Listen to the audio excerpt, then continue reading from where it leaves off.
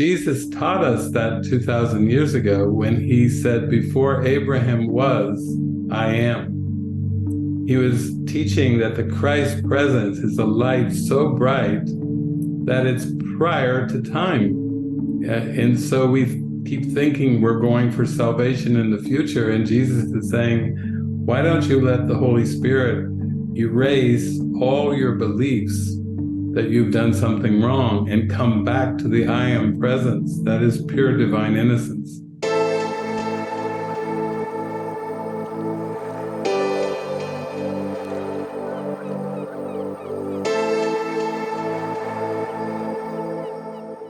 I am here today with David Hoffmeister, who is a very well-known teacher of A Course in Miracles. As you guys know who follow my channel, I am a huge fan of A Course in Miracles, and I'm so excited to dive into this conversation. So thank you for joining me, David.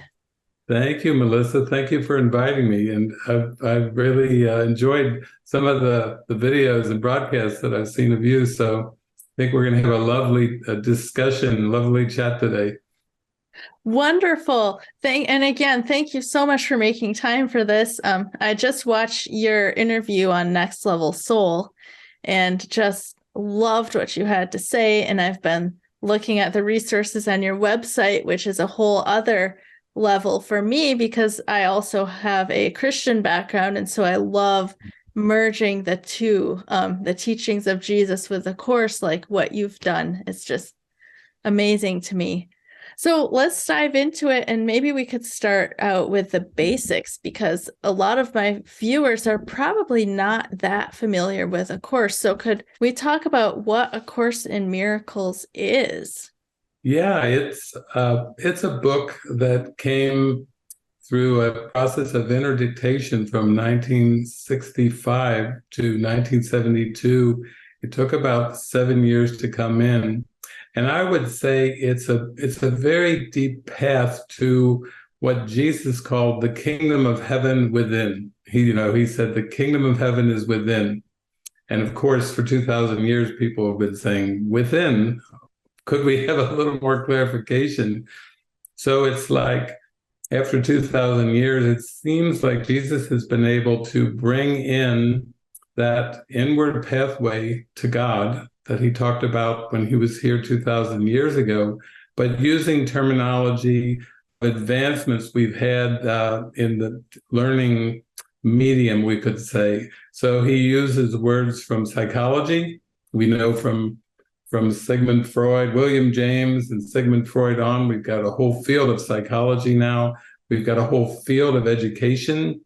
And of course, Christianity, you and I are very familiar with Christianity as a religion.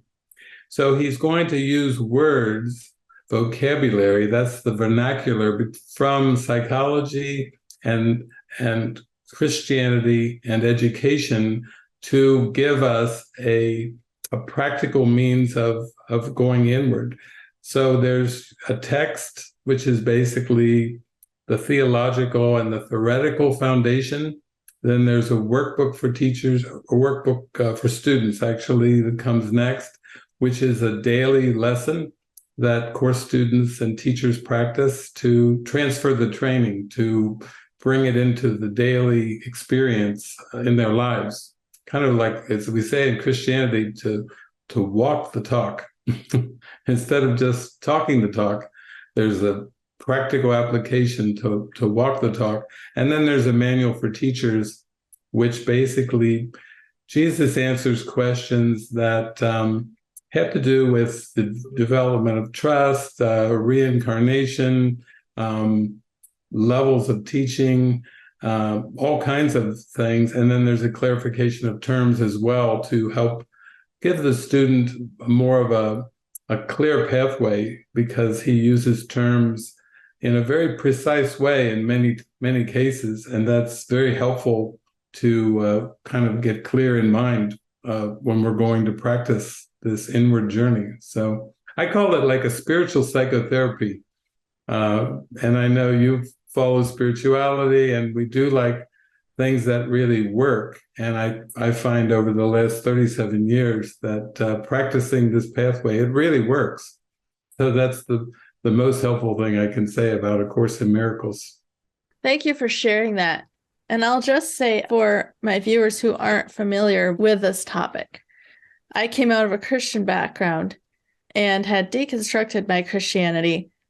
And I ran across somebody who was teaching A Course in Miracles online. His name is Aaron Abke, and he had a YouTube playlist where he went systematically through the core principles of the Course. And I remember just listening to him explain these things, like real versus unreal and the purpose of forgiveness and things like this. And it was like I was discovering a deeper truth that I had already known but hadn't known how to put into words. And so I ordered the course, and I remember sitting on the floor and opening it up for the first time and reading that introduction statement that says, "Nothing unreal exists. Nothing real can be threatened. Nothing unreal exists. Herein lies the peace of God." And I felt like all the mysteries of life are wrapped up in that statement. And that's like really all I can handle right now. It was a couple of months before I could even read any more. What is it about the Course that just has this depth of wisdom in it that's so attractive to people? Well, I think when we open up spiritually, we open up our heart and mind, we're really praying for discernment. Like, we would love to have our intuition or our higher self or our spiritual connection guiding us every moment of every day. Basically, if we were really tuned into spirit, then we wouldn't be worried or concerned about our lives anymore, because we would just get on track, on the beam. And our heart would be praying, saying, "Okay, God, beam me up, take me to the light." Right. And then we seem to be dealing with bodies and relationships and families and careers and many things that certainly, like for you and your husband, like everyone, are navigating a world of time and space. Mm-hmm. And we could say, even for Christians or anyone who's on the spiritual path, either consciously or seemingly unconsciously for a while, we are really praying for happiness. We're praying for a happiness that lasts. We're praying for a love that goes on and on forever. It doesn't have its beginnings and endings. We don't have the sense of missing or the sense of fear, guilt, shame. Those are feelings that come up quite a lot in our relationships. So I feel like this is a way of clearing the mind and bringing us to a very deep clarity. And your reaction is very common. I've met people from all over the world in 44 countries who are working with the Course, and it's the same reactions, like, wow, this is so profound. It's such a deep wisdom. And we're kind of left with a ooh, ah, like we're descending into a very deep state of mind that we've yearned for. And I think that's the reaction I hear many times. That's how I felt when I first came across the Course. Same feelings that you mentioned. Wow. So maybe we could dive into that beginning statement to the Course where it says, "Nothing real can be threatened. Nothing unreal exists. Herein lies the peace of God." What does that mean? Like, what do these concepts of real and unreal mean? Well, real would be that which is eternal. So even when we listen to the popular love songs, I think probably one of the most famous love songs ever was a song that Dolly Parton wrote and that Whitney Houston made famous, "I Will Always Love You." Yeah. So there's that always word. When we use words like eternal or always or forever, that is what we could call reality. And that reality is spirit, or often called the light. I know you have a lot of guests that talk about near-death experiences, or like we call them near-life experiences, because we get more of a sense like the light is the life, because it's everlasting. And then usually people go through a number of symbols, like through a tunnel or through meeting relatives and many different experiences. But I would say nothing real can be threatened is really just saying that spiritual reality, that which God is, that which spirit is, cannot be threatened. So nothing real can be threatened. Nothing unreal exists. And once we start to look at what is unreal, then what does that even mean? And basically it's saying that what is unreal is the temporary. So even in the Bible, in Corinthians, it basically told us that which is real is really everlasting. It will continue on forever and ever and ever. And then the temporal is what we're dealing with in terms of this world. With these bodies, we know the bodies are temporary. We know the houses are temporary and the cars. And we've seen with earth changes that the earth itself is really in flux. And then now we know that even the stars, when we look at the stars in the sky, we might have thought they were eternal, but now the scientists have told us those are just burning gases that actually many times have already burned out, but the light from the stars is reaching our eyes. And we're looking at something that's like a candle in the wind. The candle has burned out, the light is burned out, but we're just looking at something that's reaching us, that's already over and done. So that's not eternal either. We can't even say the stars are eternal. So that gives us what Einstein called space-time, and all the quantum physicists, starting with Albert Einstein and all the scientists since then, Max Planck and all the ones continuing to today, are basically telling us that the cosmos that we seem to inhabit is in flux, and it has a very temporary nature to it. Even though things can last for a long, long, long time, in the overall context, these things are still always in flux, and space and time are actually related. Einstein showed us they're actually interconnected. That's why he called it space-time. So we'll call that the temporary. That's the nothing unreal exists. That's what it's referring to, basically the temporary. Fascinating.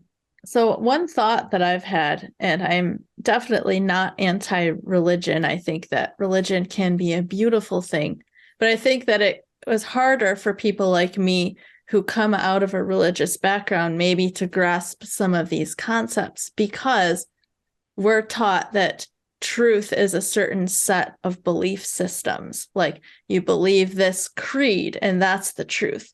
But what really struck me about the Course, and what I sometimes have a hard time articulating, is that truth is what's real. Like, truth is what exists, what is eternal. Would you agree with that statement? Yes, yeah, I would agree that truth is eternal. So truth is, well, we would just say it's beyond belief entirely. And what A Course in Miracles is really teaching us out of all the beliefs that we have in our mind, there's lots of them. We discover more and more as we go through this journey. But Jesus is really teaching us through the Course that the one belief that is actually helpful for us is forgiveness, which is why he was teaching forgiveness 2,000 years ago.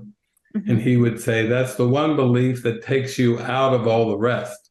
So it's the one belief that frees your mind of belief and takes you back into the kingdom of heaven, which is just what is, just pure love and light. So I totally agree with that. Another line from the Course that's really helpful is, he says, truth cannot be described or explained, only experienced. So one sentence like that kind of gives us this beautiful freedom to open up to okay, I'm praying for a direct experience now, because I'm not going to worry. If it can't be described and explained, I'm not going to worry about that. I am going for, in my prayers and all my daily actions and my purification of my heart, I'm going for a direct experience. And I think that's something that, yeah, is very dear. I feel like that's what's happening in this awakening. You've gone through religion like I did, Christianity. Okay, good trampoline, good springboard. Right. And I would like a direct experience of happiness and peace and joy. Yes. So could you expound a little bit more on the concept of forgiveness and what, because it's slightly different from what we're taught forgiveness is, which is like overlooking or paying for an offense. So what is the Course's definition of forgiveness? Well, the Course is saying that you forgive your brother for what he did not do. And that right there is a good kind of phrase to keep in mind, because when we look at traditional views of forgiveness, is basically that you wronged me in some way. You did something to me that you shouldn't have done, or you didn't do something to me that you should have done. And either angle, we can see that the error is made concrete and real. In other words, you did it, and now I have to find a way to forgive what you did. Mm-hmm. Or even with our bodies and our personalities, we all have things in our memories where we feel like we messed up.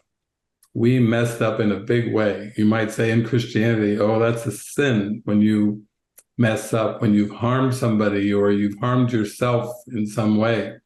And so forgiveness is more coming to a place of instead of original sin, it's like finding the original innocence, finding the light in which is pure innocence. And that's an innocence for everything and everyone. So I feel like Jesus taught us that 2,000 years ago when he said, before Abraham was, I am.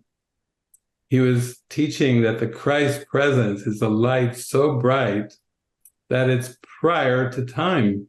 And so we keep thinking we're going for salvation in the future. And Jesus is saying, why don't you let the Holy Spirit erase all your beliefs that you've done something wrong and come back to the I am presence that is pure divine innocence, that is how God created you and how you truly are, which is spirit. That's beautiful. And it's such a freeing way to look at things.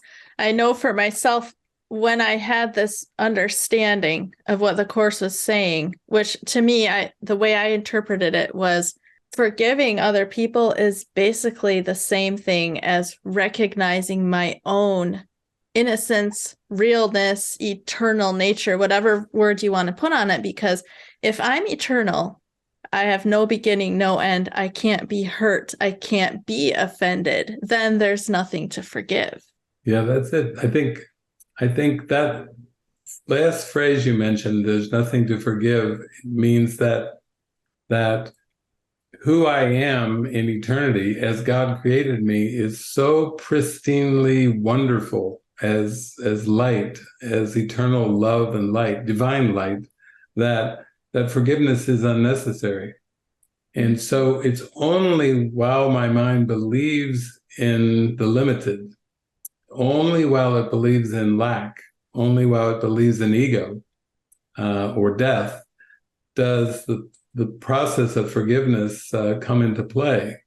Because we can't leapfrog over what we perceive. We have to let the Holy Spirit use what we perceive to let a purification happen. Like Jesus taught in the Sermon on the Mount, blessed are the pure of heart, for they shall see God. So I see that's really what A Course in Miracles is. It's just giving us a nice means, a nice methodology to reach that purification that Jesus talked about, the pure of heart. So there's two questions that come up related to this topic that people have. And the first one would be, How do you balance that realization that there is nothing to forgive, there is no offense, with the reality of the experience that we have in this world? Because it can't translate to just letting people get away with abusing each other, right? So how do you find that balance? Yeah, well, for me, the first step was starting to realize that everything that I perceive in the world is involving, we'll say, the five senses and involving the body and the perception of the body. And so what I learned over working with the Course for 37 years was that Jesus taught me that I never react directly to anything in form. I react to the interpretation that I have in my mind of what's happening in form. So Jesus taught me this through music. I would say, wow, that's very lighthearted music. And he would say, well, that's your perception. I would say, wow, that's an action movie that I saw, or that's a romantic comedy that I saw. And he would say, well, when you're watching the movies, when you're looking at this world, when you're perceiving yourself and your brothers and sisters, you are interpreting things based on your thoughts and beliefs. And the only way to release those interpretations and give them over and say, Holy Spirit, Jesus, I want to see your interpretation of this world, is to start to realize that these ego interpretations have never brought lasting happiness. Relationships, we could say, they seem to be a mix of love and hate, of joy and guilt. And Jesus is saying, yeah, it's because your interpretations are still often egoic. And he's saying the ego isn't you. The ego is an imposter self. And that's why it has so many mixed emotions, because it's not the real you. It's not the Christ you, the I am you, the spirit you. So I would say, for example, that you use the word abuse. That's a very good inroads to healing. If I perceive abuse going on, either it's psychological abuse or physical abuse, or let's just call it mistreatment. If I'm looking on a particular scene or a scenario and I'm going, that is really unfair. That's just plain unfair. That's mistreatment right there. And then Jesus and the Holy Spirit are saying, well, that is your interpretation of the event. And probably if we wanted to go more to the extreme right away, because I know people have questions like, what are we talking about here? This seems very extreme. I think if we look at the lifetime of Jesus, where he seemed to go on a public ministry, he called his apostles, and then he traveled and taught through Galilee, and then he went through a crucifixion. And in A Course in Miracles, Jesus is saying, here's the correct interpretation of the crucifixion.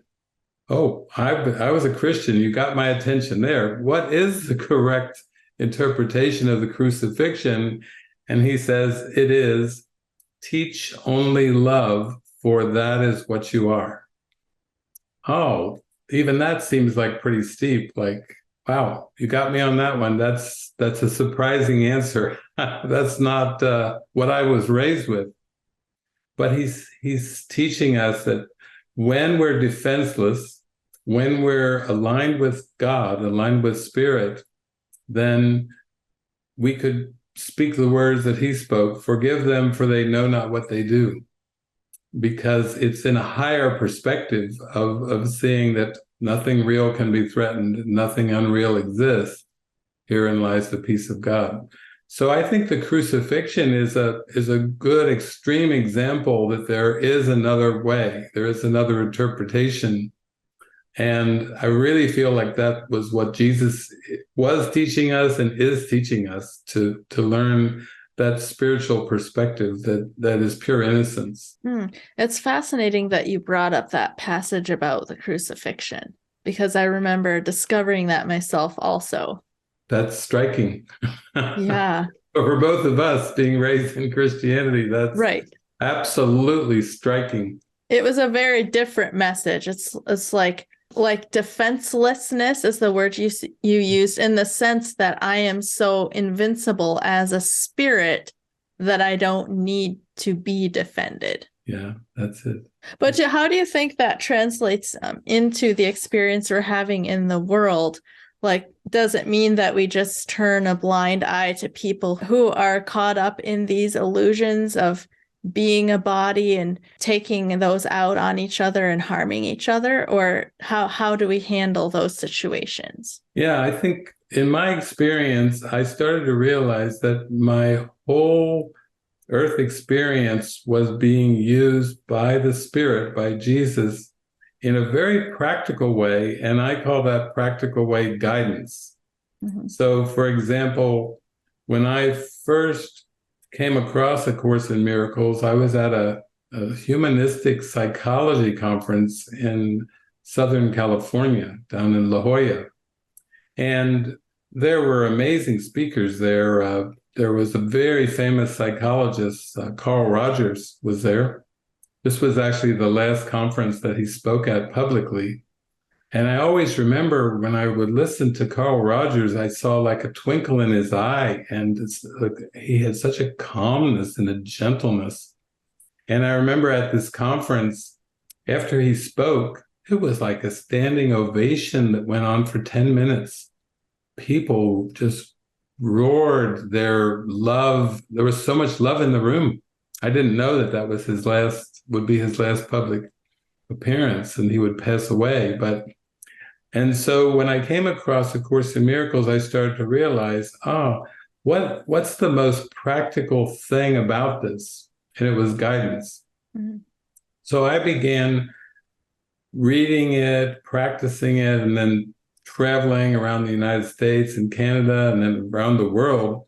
And I could realize that this was the practical way of dealing with what you're bringing up, the struggles of the human condition, the extreme conditions of the human condition, the way people treat one another, I think is the most basic way. And I remember as a Christian that there were 10 commandments, but Jesus seemed to emphasize the first two, mm-hmm. about loving God above all else and loving your neighbor as yourself. And so I thought, wow, that second commandment is how I treat my neighbor, how I perceive my neighbor, how my attitude is towards my neighbor, my relationships is like, must be the way I think of God. So if I'm perceiving abuse and mistreatment, that must be my perspective of God too. Mm. And we have songs that, God is watching us, God is watching us, God is watching us from a distance. It's something about from a distance doesn't actually light my heart. I'm like, what? Is God like a magnifying glass that's using the sun to burn to burn a grasshopper or burn people? No, Jesus was saying, no, if you want that direct connection, you have to start to see it comes through all your relationships, and how you relate to your fellow human beings shows your connection to God. If you're loving them, then you're actually loving yourself and God. And if you're not loving your brothers and sisters, your neighbors, then your connection with God there's an interference pattern in there that you need to heal. You need to forgive and release it.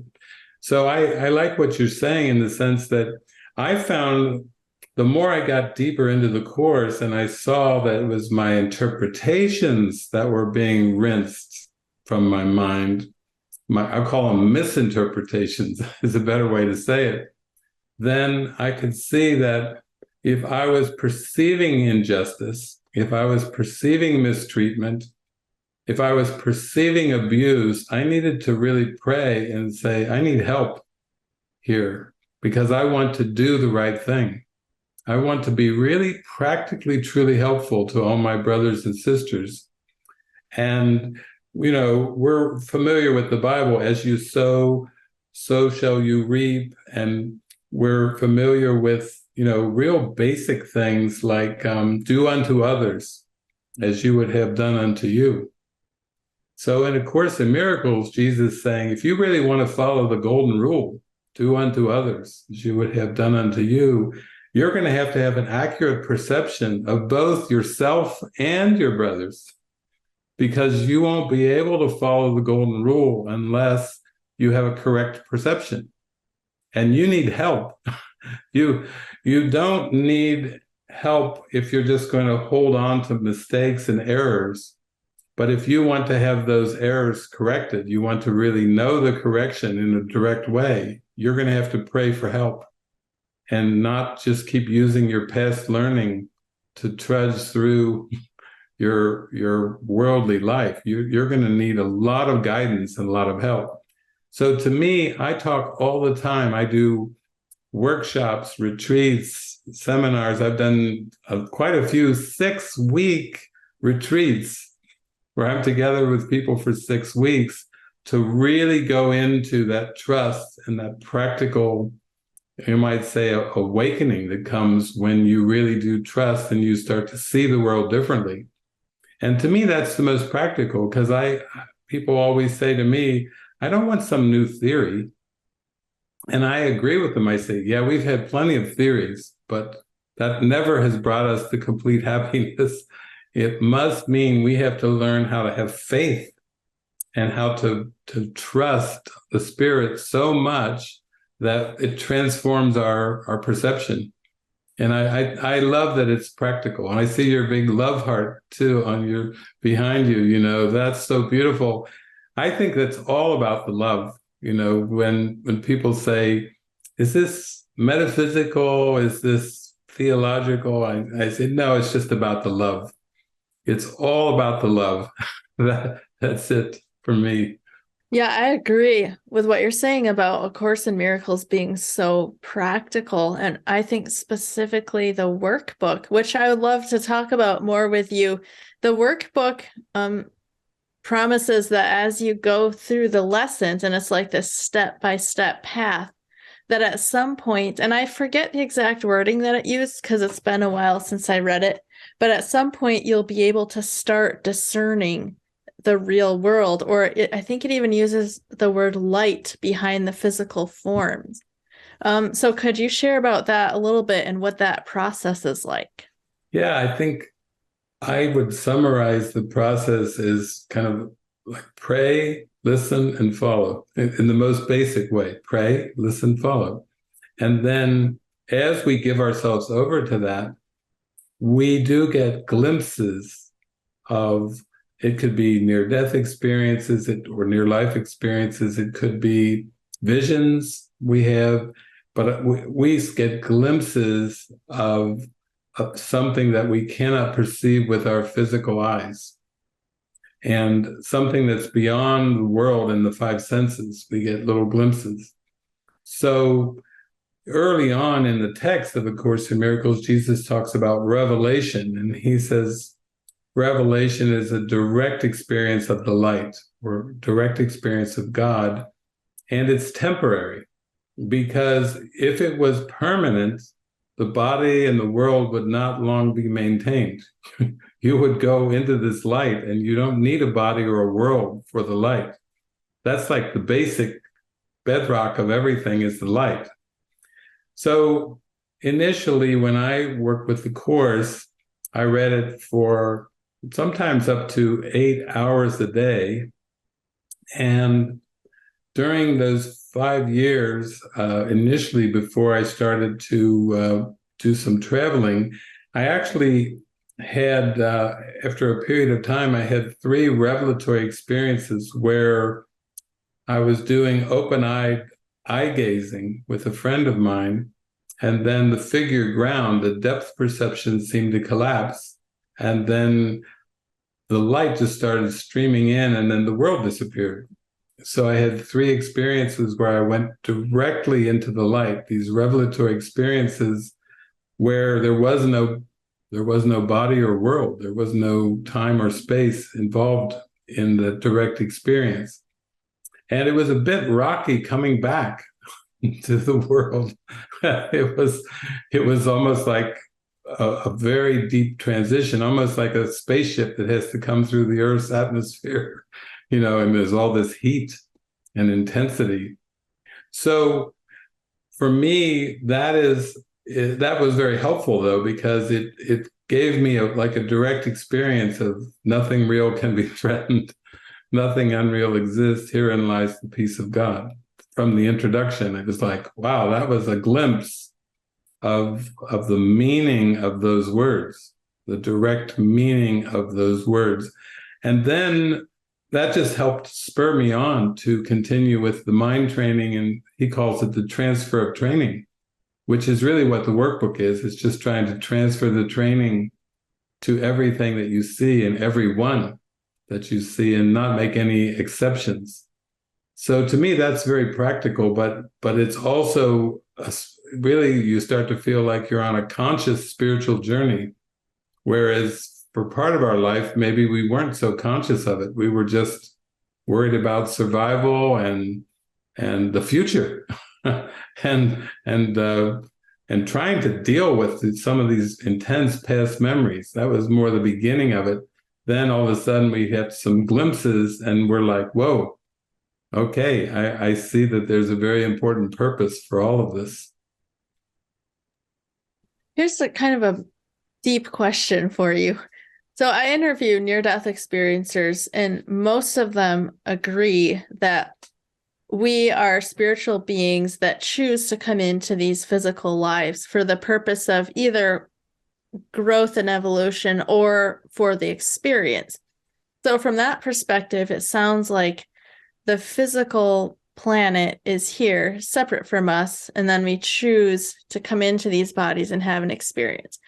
But with A Course in Miracles, depending on, I've listened to different teachers who have maybe slightly different explanations, but it almost sounds like what the Course is saying is that the physical world is a creation of our consciousness, and that it only exists because of our wrong perceptions. So what is your viewpoint on that?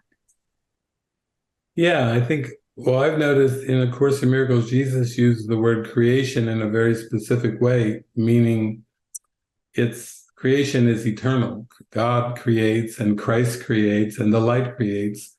But I would say that what we call space-time is a projection of the ego. So that right away is vastly different from what you and I were reading in Genesis. Because when we read Genesis, the first book of the Bible, it said God created the heavens and the earth.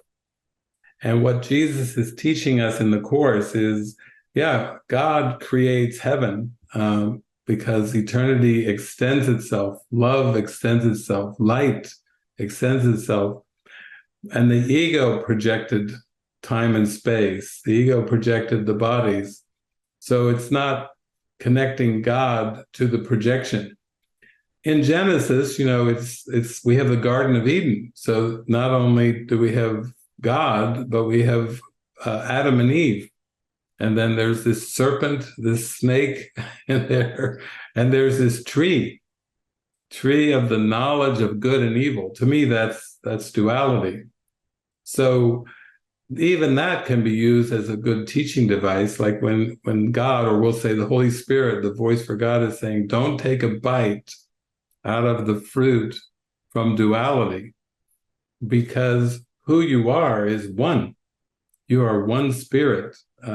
You are one light, and the world is a projection of the error of the belief in separation. So in one sense, I would say, yes, that when you start to look at the world more as a projection of error, then the real question is, how do I escape from my perceptions and my projections? How do I return in awareness to the light? How do I remember God? And he's basically saying, well, you do still have in heaven, there's free will, which is perfect happiness. God's will for you is perfect happiness. But in terms of the world, your will is not free. It is imprisoned. Most philosophies talk about free will as a synonym for choice. So as we're raised with Christianity, we're taught that God created us with free will, and we misuse the free will, and we miscreated with that free will. And Jesus is teaching us, well, free will is for perfect happiness. God's will for you is perfect happiness.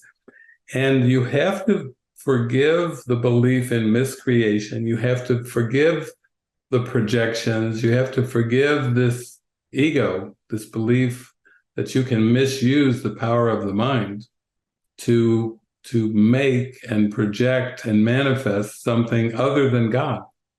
Because time and space are not eternal.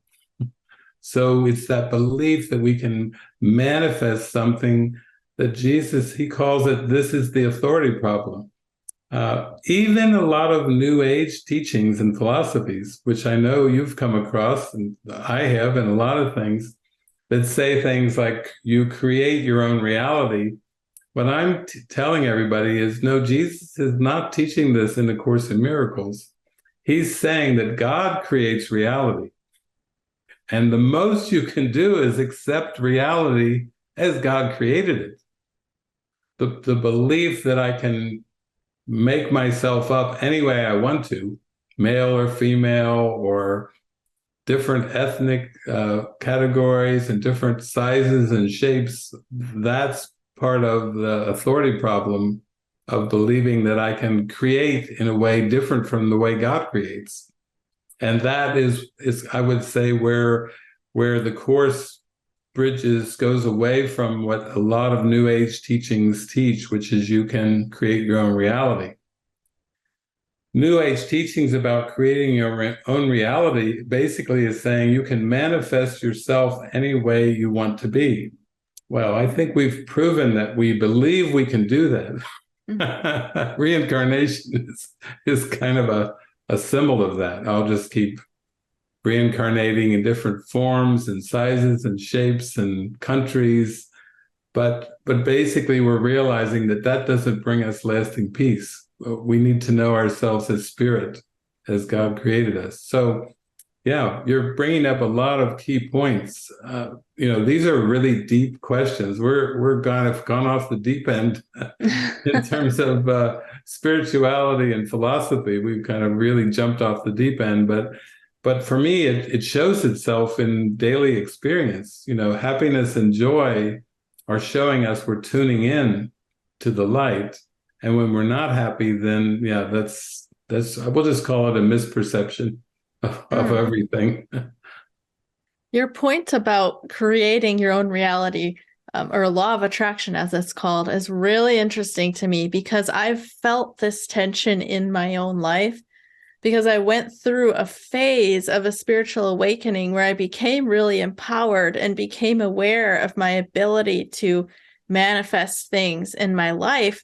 But as I continued down that path, I kept coming up against this other, I know the terms higher and lower don't mean anything, but for lack of a better word, this other higher state of consciousness that was telling me, you can continue on in this illusion of being an ego that's creating and identifying as this character in the story. And you can do that for as long as you want to, but there's this better, higher state that's available where you can just surrender into peace.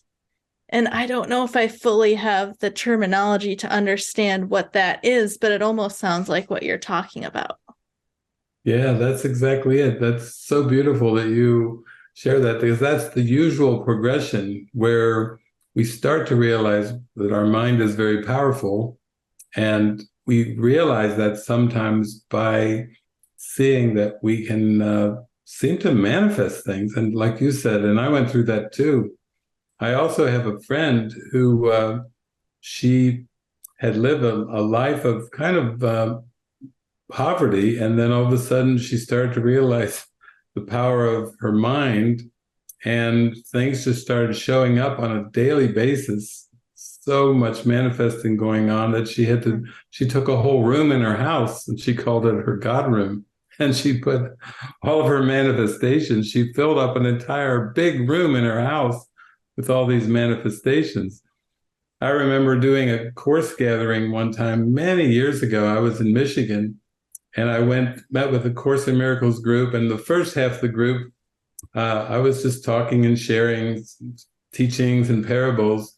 And then I said, let's take a little break for snacks and a bathroom break.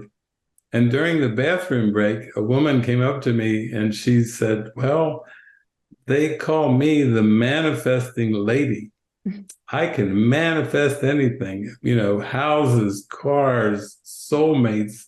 I've been manifesting things and helping people manifest things, but I can manifest anything I want in my life. And so my title is kind of like unofficially the manifesting lady. I said, that's wonderful. That's wonderful. I said, when we come back from the break, why don't you share a lot of your manifesting parables? I said, that'll really help empower everybody in the room. And then I'll take it from there.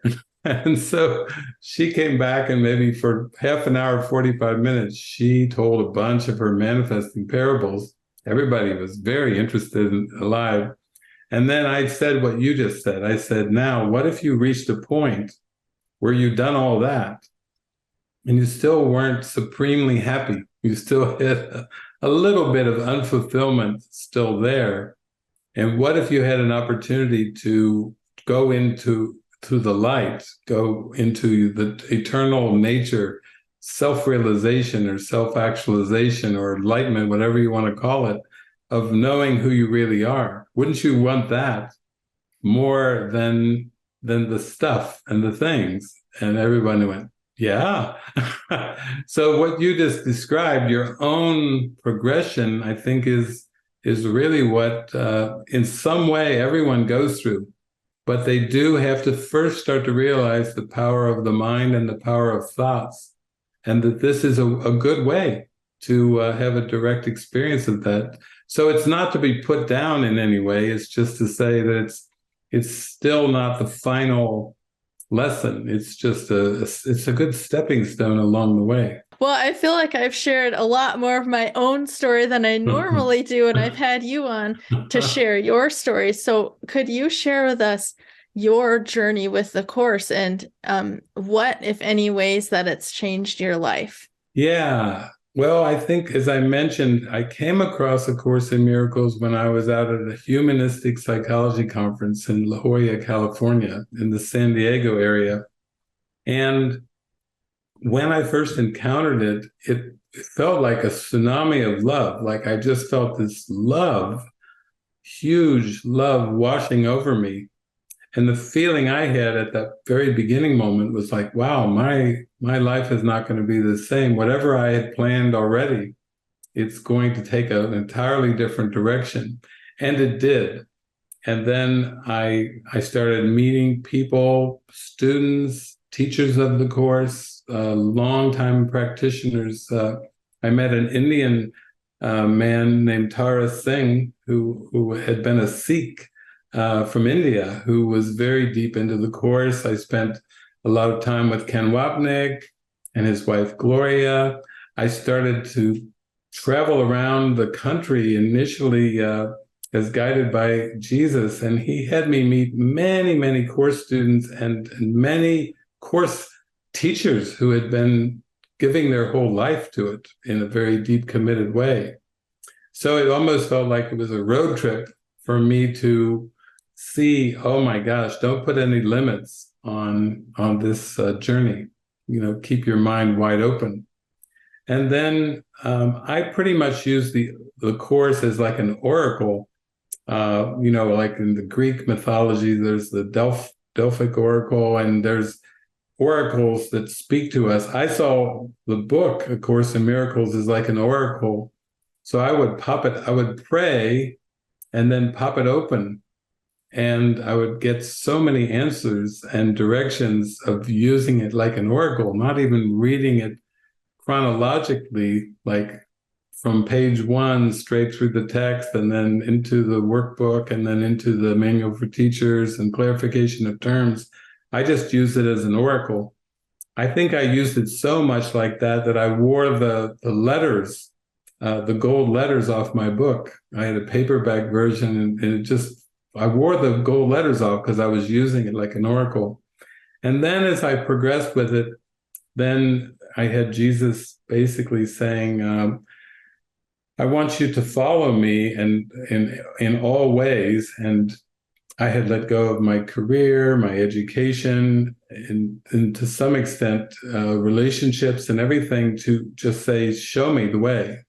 And then he took me on these long trips, 5.5 weeks, 6 weeks on the road initially to practice, pray, listen, and follow. Just become intuitive and follow the inner guidance. Don't take concern for anything. Take no thought for what you shall wear or what you shall eat. Seek first the kingdom of heaven. Let all things be added unto you. Very strong teachings from the Bible, very strongly presented to me again in the course. And that helped me start to trust, to listen to Jesus and the Holy Spirit even more directly. And then there was a period of traveling quite extensively through the United States and Canada. And then in 2003, a bunch of miracles came in where I was shown that I would be traveling to Argentina. And I thought, Argentina? That's at the bottom of South America. And a friend of mine said, you have a major problem, David. And I said, what? What could possibly be a problem? And she said, well, they speak Spanish and you don't. That's your problem. That's your problem with your Argentina trip. But I met a man named David who I'd never met before, who had won some kind of South America, kind of almost like a promotion where if you travel to certain hotels and go to certain restaurants and whatever, and you win, the prize was 1 million frequent flyer miles on South America Airlines. So I met him. He said, you should go to other countries. I said, I think you need one of those thingamajiggies to travel to other countries. And he said, passport, David. It's called a passport. And so I called my mother. I had to get a passport. And he flew me and him and 2 of my friends down to Argentina, ejecutiva, first class, because he had 1 million frequent flyer miles to use. And when I got to Argentina, I did 19 consecutive gatherings on 19 days. And translators showed up. There was like 14 translators that showed up over the tour. I didn't do anything but show up. And I didn't even have to cover the air miles or places to stay. Everything was arranged by Jesus. So that began the international travels back in 2003. And then the international travels have continued to like 44 different countries, including communist China, including 6 different continents, all the way down to Australia and Africa, the tip of Africa, Cape Town, Johannesburg. So it's taken me basically round and around the world, but basically not through my own doing. The invitations have come, the flyer miles have come, everything has been arranged by Jesus. And all I had to do was say yes, apparently. that was my one part, was say yes. And then everything else was given, including travel companions, translators, and a lot of the things that I taught have been translated to, I think, of maybe like 13 or 14 different, I'm not sure how many languages now, but I know Mandarin. I've done a lot of teachings over in maybe 6 or 7 times to China, 7 consecutive years going to Australia, lots of trips to Europe, a couple trips to South Africa. So it's kind of like, it's basically, I feel like my life is not my own. I can't really claim it as a personal life anymore because it's more like this is like a puppet. And the Holy Spirit and Jesus are having some fun with the puppet. It's the only thing I can say. That's the best way of summarizing my trip with A Course in Miracles. It's, as John Denver would say, far out, man. Wow. Amazing. Thank you so much for sharing your story. And one final question I have for you is, if somebody is looking to get started with a course, what would you recommend for them? Well, I put it on the web as this website, acourseinmiraclesnow.com. So if they were curious and wanted to read parts of it or search parts of it for things that they're curious about, just typing in the search, they could go to that. And then there's another website called ACIMnow.app, which it's kind of like a way to search through the book and bring in things like an audio search or a video search. It's almost like having an oracle. Like I use the course as an oracle where you pray and you can push an oracle to get a printed message or sometimes a video. There's a video oracle on that site as well, on these sites. And it's kind of fun if you're starting to have a curiosity about something in spirituality, and you can push a little oracle and it gives you like I guess it's almost like a little glimpse of something that you're interested in. So to me, that's kind of fun. I think you should keep it fun, not get too serious with it. And the more fun it is and the more practical that really you feel it really is reaching your heart, then I think that's a good way to go on this spiritual journey. David, thank you so much for sharing with us today. Would you like to share with the viewers where they can find you? Well, there's the website, davidhoffmeister.com, which is, a real basic way. If they want to find me or write to me, that's a good website to go to. Wonderful. I'll have that linked in the description. David, thank you so much for taking time to do this today. I've really enjoyed talking to someone else who is passionate about the course and learning from your years of experience teaching this. Thank you, Melissa. What a wonderful time. It was great talking with you. Likewise. Thank you for watching the Love Covered Life podcast. Don't forget to subscribe and comment with your thoughts and opinions, and check the description box for the links to my free community where I share lots of resources, my Pay What You Can community where we do classes and challenges together, my TikTok, Instagram, my Clips channel, and lovecoveredlife.com where I share my paintings. Thank you so much for your support.